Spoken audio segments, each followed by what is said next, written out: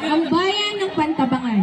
Ito ay matatagpuan sa gawing hilaga ng Nueva Ecija at matatagpuan ang dayong ito sa paanan ng bundok Mabilog. Sa ibaba ng bundok Dalimanok na matatagpuan sa pagitan ng bundok Sierra Madre at Caraballo.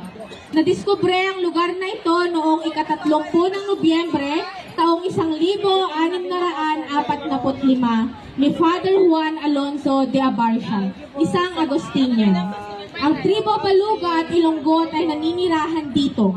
Simple at payak ang pamumuhay ng mga tao. Sa kabila ng lahat, mas lalong nakilala ang bayan ng Pantabangan dahil sa masisipag na mamamayan nito at sa lumang bayan ng Pantabangan na punong-puno ng kasaysayan. Pagsasaka.